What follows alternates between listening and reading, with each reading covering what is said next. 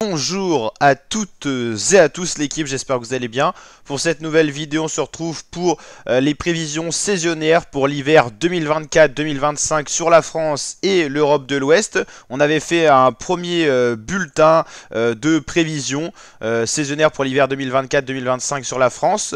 Vous avez été nombreuses et nombreux à réagir et on va tout simplement mettre à jour ces prévisions. Ça a été fait en début octobre et là on actualise au 10 du mois. On avait dit qu'on mettrait souvent à jour. On a été pas mal présent dans les actualités météo en ce moment, notamment avec l'ouragan Kirk qui avait pour influence d'avoir influencé le climat de l'Europe de l'Ouest, Portugal, Espagne et France. On ne pouvait plus parler d'ouragan quand c'est arrivé sur la France, mais en tout cas, des précipitations très importantes sont dues à cet ex-ouragan qui s'est dirigé en tant que tempête, perturbation sur la France, donc on en a pas mal parlé. Et là, on va actualiser les prévisions pour cet hiver, donc ça va être assez intéressant. On va faire une synthèse des différents modèles, le modèle GFS qui est le modèle américain et bien sûr le modèle européen. On va regarder tout ça sur plusieurs sites météo et faire une synthèse globale. Pour rappel, lors de la première vidéo, si vous ne l'avez pas vue, vous pouvez aller la consulter. On avait prédit un mois d'octobre plus doux et humide. Pour l'instant, on est plutôt dans les cordes. Si on fait un bilan, notamment là, si on prend par exemple Rennes, qui est une ville dans l'ouest, on est sur un début de mois d'octobre pluvieux. La pluie, on va pas la contredire, hein, vu la perturbation Kirk qui est passée sur la France et les inondations. On voit bien qu'on a un début d'octobre pluvieux et quand même assez doux. Voilà, et ça devrait être un peu plus doux dans la deuxième quinzaine. Donc pour l'instant, on est dans les cordes. Et on va voir justement ce qui concerne les prochains mois. Donc pour les prévisions à 15 jours, déjà pour les masses d'air, j'utilise ce site météo là que je vous avais présenté la dernière fois, c'est prévisions masse d'air France. Donc ça permet de voir ce qui va concerner le territoire français en termes de masse d'air pour les prochains 15 jours. Donc par exemple vendredi 11 octobre, on est sur une masse d'air plutôt de saison, un peu fraîche au nord vers Lille et tout ça. Et sinon une masse d'air de saison en jaune orangé, globalement en octobre, c'est des températures de saison. Pour l'instant, ce vendredi, il a fait assez frais le matin au nord-ouest, nord-est et encore assez doux au sud-est, sud-ouest. Pour le week-end du 12 et 13 octobre, globalement ça va se radoucir petit à petit avec des vents qui vont tourner au sud-sud-ouest. On voit que la masse d'air qui était jaune-orangé vendredi commence à devenir orangé-rouge. Donc on voit que des masses d'air plus chaudes vont être au contact de la France. Donc on va se retrouver dans une certaine douceur qui va s'accentuer en début de semaine vers le 14 octobre. C'est pour ça que j'aime vraiment bien ce site-là, parce qu'il est assez précis là-dessus. On voit bien que par le sud-ouest, par l'Espagne notamment, vont remonter des masses d'air très douces pour la saison. On en aurait des températures globalement voilà, chaudes hein, carrément. Et puis ensuite ça va changer un petit peu avec quelques changements, mais globalement on devrait baigner dans la douceur, en tout cas sur ce site météo indiqué jusqu'au 21 octobre. Et on a également les petites références pour se situer au niveau des normales. On sera bien au-dessus des normales de saison, la courbe rouge chez les moyennes et la courbe blanche c'est ce qui devrait avoir lieu avec les différents modèles. Et globalement tous les modèles voient un mois d'octobre, en tout cas pour cette deuxième quinzaine, plus douce que la normale, donc est toujours pluvieuse. Donc pour l'instant on est un petit peu dans les cordes par rapport à ce qu'on avait prédit. On va regarder un petit peu ce qui est prédit. On avait utilisé notamment Météo La Flèche pour des prévisions saisonnières à 6 mois. Donc c'était voilà ce mois d'octobre océanique avec des vents d'ouest, et l'ouest c'est souvent des vents pluvieux qui apportent leur lot de perturbations, des filets de perturbations sur la France. C'est toujours ce qu'on prévoit. Flux océanique revenant de l'air doux et de fortes précipitations. Donc un mois d'octobre doux et humide. Pour le mois de novembre, on voit toujours une sorte de blocage anticyclonique qui pourrait se mettre en route. Alors pas forcément la première dizaine, où on pourra encore avoir un flux dépressionnaire, un flux d'ouest, mais vers le 12-15, on pourra avoir un changement de domination et l'anticyclone pourrait devenir dominant sur la France, notamment vers le sud. On pourra alors avoir un phénomène d'inversion de température qui serait plus important dans la partie sud, c'est-à-dire qui fait plus froid dans les vallées qu'en montagne, parce que la masse d'air est encore douce et tend à se refroidir petit à petit avec des vents tournant en nord-ouest. Du 16 au 30, donc la fin novembre, on pourrait avoir un blocage anticyclonique avec donc un vent de secteur nord-ouest qui conserverait peu de dynamisme, peu de vent, tout ça, avec des gelées matinales possibles et parfois la persistance de nuages bas, car anticyclone en hiver ou même voilà en fin d'automne, ça peut être synonyme de mauvais temps quand même, avec voilà des nuages bas, de l'humidité bloquée dans les basses couches de l'atmosphère, donc en gros du brouillard, des nuages bas et du temps gris, c'est possible. Et oui. Pour décembre 2024, on pourrait continuer au début à avoir ce flux de nord-ouest, donc assez frais, blocage anticyclonique qui continuerait, qui perdurerait jusqu'au 25. Et après, on pourrait retrouver un temps un peu plus perturbé, dépressionnaire, donc un peu plus doux, notamment pour le 26 au 31, donc les fêtes de Noël et du jour de l'an. Donc ça change pas. Janvier et février, pour l'instant, globalement, tous les sites météo et tous les modèles tendent à dire que janvier et février seront plus doux. Ça reste à une échéance lointaine, donc on prend ça avec des pincettes. On va déjà plus se fier à notre premier bilan. Octobre, doux et humide. Novembre, blocage anticyclonique, donc déjà début novembre, ça pourrait être encore dépressionnaire et petit à petit, on va arriver vers un anticyclone. Donc de la fraîcheur surtout en plaine, pas forcément en montagne avec le phénomène d'inversion. Et décembre pourrait être aussi assez frais. Et janvier-février, globalement, pour l'instant, c'est de la douceur. Et on va pas aller jusqu'à mars, même si pour l'instant, les tendances sont globalement à dire que janvier, février, mars pourraient être plus doux et assez dépressionnaires. Donc pas mal de pluie avec des vents de ouest, voire sud-ouest pour mars. Donc ça à prendre avec des pincettes parce qu'on est très loin. Puis avril, là, on sort vraiment des prévisions saisonnières. On est vraiment encore trop loin. Tendance saisonnière pour l'hiver 2024-2025. On prend des sites différents pour avoir un avis assez diversifié, des modèles différents. Donc l'automne a bel et bien débuté dès le 1er septembre. Pour l'automne météorologique, c'est le 21 septembre, l'automne officiel du calendrier. Qu'est-ce qu'on a comme prévision pour cet hiver 2024-2025 ? Donc comme chaque année au cœur de l'automne, les hivernophiles s'intéressent aux grandes tendances pour l'hiver afin de déterminer si le froid sera présent ou non ou si on baignera dans une grande douceur. Donc les différents modèles étudiés par Météo Contact semblent assez unanimes à ce sujet. L'hiver 2024-2025 devrait se montrer fréquemment sous l'influence des hautes pressions au-dessus de la France, un peu à l'image de la fin d'automne prévue anticyclonique. C'est un peu ce qu'on vous dit pour novembre-décembre où on devrait être avec un blocage anticyclonique. Donc là pour l'instant ça se concorde. Cela marquerait une véritable rupture par rapport aux saisons précédentes, souvent impactées par l'activité dépressionnaire. C'est vrai que souvent ces derniers hivers, on a eu des hivers doux et humides. Ce qui ne s'avère pas le cas normalement dans les prévisions pour novembre-décembre, mais ce qui pourrait être le cas pour janvier, février, mars. Mais on l'a dit, échéance plus lointaine, beaucoup plus d'incertitudes. Donc plus en détail, le mois de décembre serait souvent sous le joug d'un anticyclone. Donc ça se concorde avec ce qu'on a vu sur le site précédent. Proche des îles britanniques, d'où le vent de nord-ouest, augurant un temps plus sec que la normale, notamment vers le nord et l'ouest. Au cours du mois de janvier, les hautes pressions pourraient légèrement reculer et laisser place à une météo plus classique avec le passage de perturbations. Pour l'instant, tout se concorde. On avait dit novembre-décembre plutôt anticyclonique et janvier, défi de perturbations avec peut-être plus de douceur. Février sera à nouveau assez calme, plus sec que la moyenne. Pour les anomalies de température, 40 à 50% des scénarios semblent au-dessus de la normale en termes de température. Avec le phénomène de dérèglement, réchauffement climatique, c'est pas non plus se mouiller que dire que l'hiver sera plus doux que la normale. Donc concernant les températures, les scénarios semblent globalement en accord pour envisager un potentiel moins important de grande douceur par rapport aux 6 hivers passés.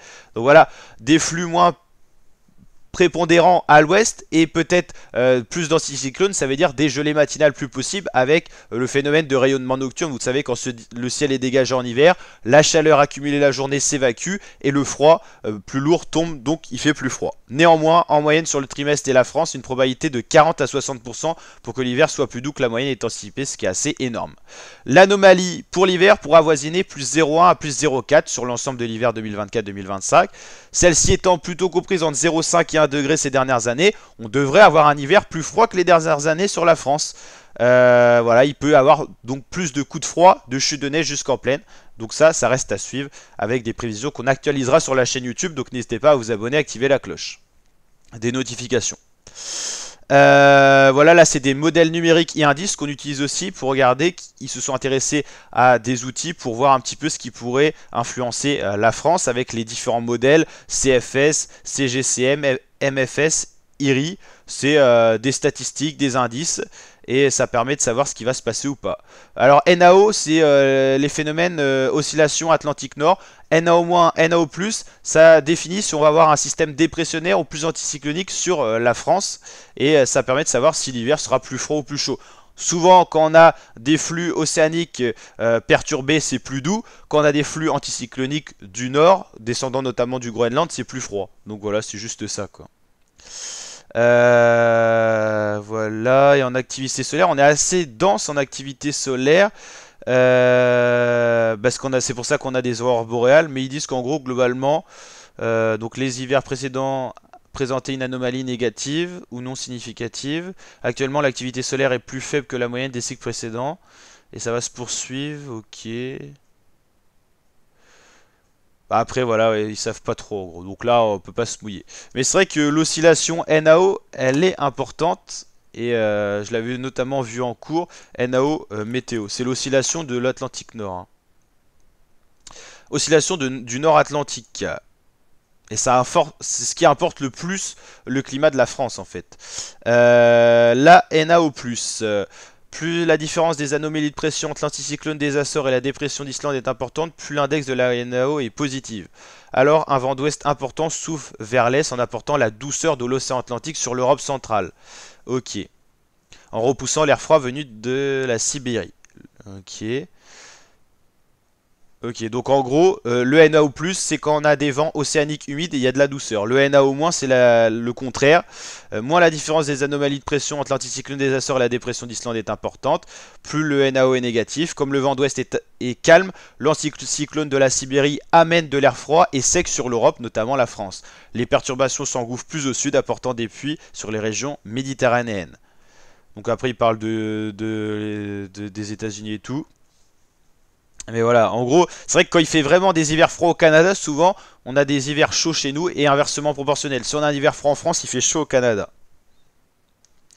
Et qu'est-ce qu'on avait sur le site précédent, justement? Il parlait de NAO+, NAO-.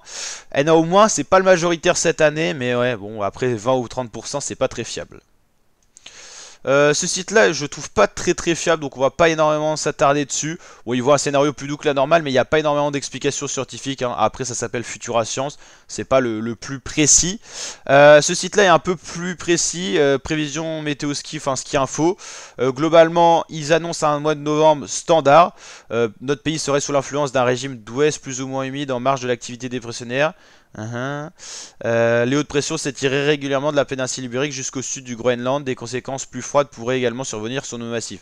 Donc là, il voit peut-être un mois de novembre un peu perturbé, puis finalement virant à l'anticyclone. Plus froid, c'est globalement ce qu'on a vu. Décembre anticyclonique, c'est ce qu'on a vu également. Et janvier-février, douceur océanique. Donc en fait tout se concorde, hein. Tous les systèmes météo sont à peu près d'accord sur cet hiver. Bien sûr, plus l'échéance est lointaine, genre janvier-février, à prendre avec des pincettes. Mais globalement, si on synthétise, octobre, ça va être assez doux et humide. Novembre, dans un premier temps humide, puis ça va basculer en flux anticyclonique et plus froid que des gelées matinales sur l'ensemble de la France. Décembre, ça va être assez sec, frais, possiblement des brouillards et tout ça. Et ensuite, ça va devenir perturbé au moment des fêtes. Et janvier-février, pour l'instant, part sur un flux, un courant océanique et doux, mais à prendre avec des pincettes. Globalement, le modèle CFS américain part sur un novembre aussi possiblement anticyclonique, avec de la neige sur les massifs parfois jusqu'en basse altitude. Décembre, doux et plutôt perturbé. C'est ce qu'on dit aussi, en gros les hautes pressions vont régresser, mais eux ils voient ces hautes pressions régresser plus rapidement que ça. Nous on voit que ça va attendre jusqu'aux fêtes de fin d'année, donc en gros l'ensemble de décembre plutôt frais et anticyclonique. Eux voient le flux perturbé venir plus tôt. Donc là, tout reste à savoir la durée de l'événement. Janvier, doux dans tous les cas, et février, là il dirait sur un sec et plutôt froid, ce qui s'inverserait avec ce qu'on avait vu ailleurs, quoi. Et la chaîne météo, souvent j'aime bien leur petite synthèse, mais merde. On va se prendre des droits d'auteur si on laisse les vidéos tourner, donc ça sert à rien. Merde. Ignorer l'annonce. Putain, c'est chiant ça. Faut pas faire une pause là-dessus. Enfin bref, c'est de la pub. Novembre, un mois de saison moins arrosé, c'est ce qu'on voit, l'anticyclone aussi. À temps assez calme sur la France décembre. Et janvier, doux et pluvieux. Donc pareil, ça se concorde assez bien, quoi. Et c'est vrai qu'il y a le phénomène de la Niña en ce moment. La Niña, souvent, c'est quand il y a des eaux plus froides sur l'océan Pacifique. Et ça fait qu'on a un hiver assez sec et froid sur le nord-ouest de la France notamment. Et c'est plus humide et venté sur l'Espagne. Un peu ce qu'on a eu à l'image de l'ouragan Kirk qui est passé plus au sud, trajectoire inhabituelle, vers l'Espagne, le Portugal. Alors que d'habitude, les ouragans, quand ils remontent, ils touchent plutôt la façade ouest de la France, la façade atlantique de la France, ou même les îles britanniques. Donc c'est un petit peu ce qu'on a en ce moment. Donc pour l'instant, tout se concorde. Pour l'instant, c'est pas très difficile à voir les prévisions, mais bien sûr, ça va s'affiner petit à petit et dès qu'on aura des mises à jour, on vous tiendra au courant. Si cette vidéo vous a plu, n'hésitez pas à liker, lâcher le petit pouce bleu des familles, à vous abonner, activer la cloche et on se retrouve pour des bilans réguliers. On affinera ces prévisions qui restent des prévisions météo, donc aucune certitude.